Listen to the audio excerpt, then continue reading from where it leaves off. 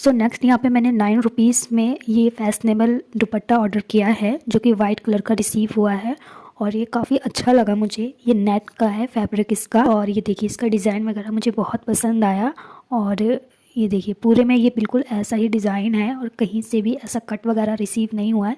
Next parcel भी मैंने same दुपट्टा order किया, सेम नहीं मतलब इमेज में ना दूसरा डिज़ाइन शो किया था, तो इसलिए मैंने दूसरा डिज़ाइन सिलेक्ट करके इसे परचेज़ किया। बट दोनों एक ही जैसा रिसीव हुआ है, बिल्कुल एक जैसा। ये देखिए बिल्कुल दोनों के डिज़ाइन सेम है, तो दूसरा वाला खोल के नहीं दिखाऊंगी, बिल्कुल पहले जैसा ही है। मुझे लगा कोई अलग डिज़ाइन होगा बट दोनों एक जैसा ही रिसीव हुआ।